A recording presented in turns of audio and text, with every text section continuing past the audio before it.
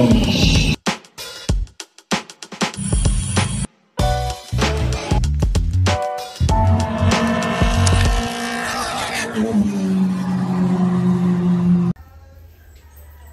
what's up guys, welcome back to my channel.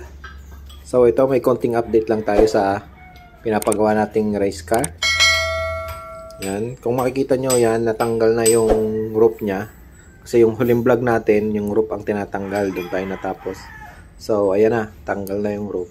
Papalitan natin yan ng bagong roof kasi masyadong mabigat yung dating nakalagay na roof kasi may nilagay na sunroof doon dati, pinatanggal natin pero mabigat pa rin kasi puro masilya na siya. So ayan,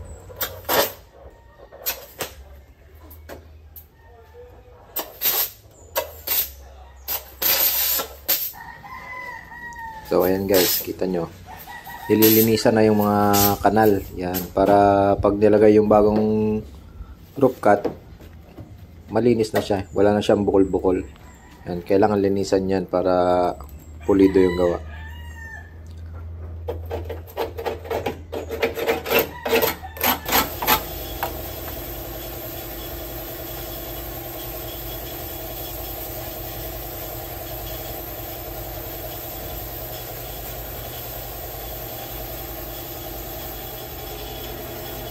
So yan guys, makikita nyo naman, binubugahan na yung roll cage natin. Yan, bali ganyan sky blue na nagmi-mint green yung napili nating kulay sa roll cage. Yan, yung kulay green na yan, primer yan, yan yung mga anti-corrosive para hindi mga lawang yung bakal natin. Tapos itong sky blue yung pang-finish natin yan sa roll cage. Ayan, unti-unti na siyang nabubuo, mga konti na lang, ano na yan, matatapos din yan, pinturahin.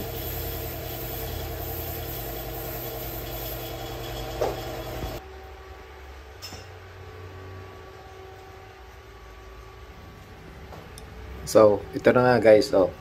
Tapos na yung finish color natin sa roll cage. Yan. O, diba? Ganda ng pagkakatira. Si Boss Oyi nga pala yung tumira niyan, Oyi Works. Yan. Dito lang yan sa One Day Auto Shop. Yan. Kung sino mga gustong magpapintura sa One Day Auto Shop, nagpe-paint job na rin sila. Tapos kung may mga lalatero, meron na din silang on call dyan. So, package na yan. Pwedeng pagka nagpapintura kayo at merong kailangan i-repair, meron na ding nagre-repair dyan. So, para sa quotation, mag-ask lang kayo sa page nila, One Day Auto Shop. Yan. Dito lang yan sa Maylipa, malapit sa Granha. Yan. Sila lahat tumira niyan. Pati yung sa roof, sila nagtanggal, tapos sila na rin magkakabit. Yan. Kung sino mga gusto magpabuo, kontakin nyo lang sila. So yan ang engine bay natin, bagong pintura na rin yan para pag nalagay yung makina ulit, wala na problema, okay na. So yan guys, oh, nalagay na yung roof natin. Bale, carbon roof nga pala yung napalagay natin. Yan, para medyo magaan na siya. Carbon roof. Yan, oh, kita nyo, ang ganda ng lapat, no? Hindi mga nakausbong, saktong sakto lang talaga. Yan. O, dito lang din yan sa One Day Auto Shop kinabit. O, diba? Di bawas bigat na rin yon. Magana yung nilagay natin, kaya medyo sana umunti yung oras. Yan. Pagkain nilaban na. Hindi na mataas yung oras. Kailangan mapababa natin. Sayang ang roll cage.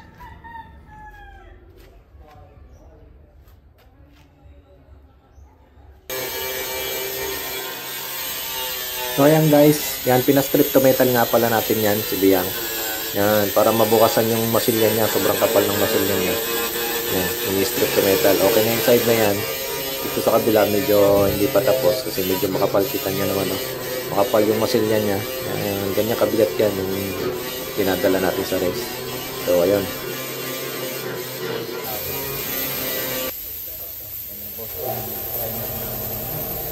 So ayan, binubugaan na ng anti-corrosive.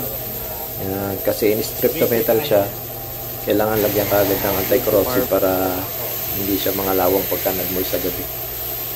Yan yung kulay green, yung anti-corrosive. Yan, pinaka-primer. Yan. So, bubugahan lahat ng mga na-strip to metal bago pinturahan ulit. Bali may aayusin pa dyan, yung may lalatahin dyan, may bulok. Saka na lang ulit tatanggalin yung anti-corrosive pagkakakatingin.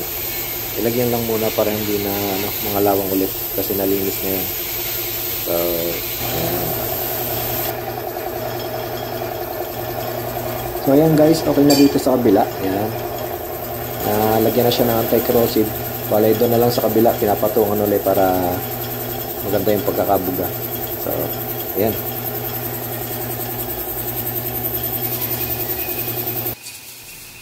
So, yan na guys, si Biyang. Oh, nasa labas na siya. Yan, napinturahan na rin siya ng gray para sa, ewan ko, ano ba yan?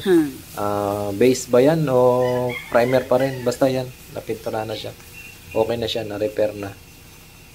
Yan, pati engine bay.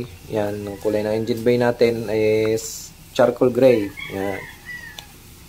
Oh, wala pa yung makina niya. So, tapusin lang muna natin yung mga pipinturahan, tapos saka natin ulit salpak yung makina niya. So, yan guys. Ito naman guys, dito pinipinturahan yung mga fender, bumper natin at saka yung hood. Yan, dito sa loob ng oven. So, siya naman ang tinitira ni Busoyi para pinturahan na ng yung kukulay natin talaga. So, yan. So, ayan. Kung makikita nyo, black yung pinintura natin sa hood. Yan. Parang carbon siya tingnan. Yan. Kulay itim. Kasi wala pa tayong carbon eh. So, yan lang muna. Pero, lalagyan lang natin ng konting sa ibabaw. Yan. Para medyo gumanda-ganda. Nilagyan natin ng chameleon. Yan. Chameleon ang tawag dyan sa kulay niyan. Black. Tapos, pinatungan ng chameleon.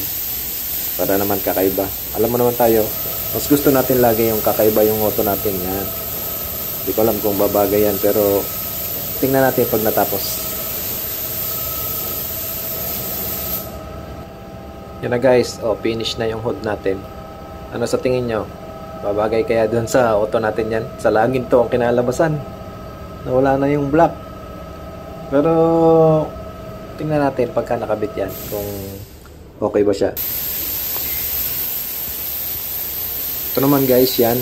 Nag-testing kami ng kulay na pinatimpla namin. Yan yung magiging body color ni Biyang.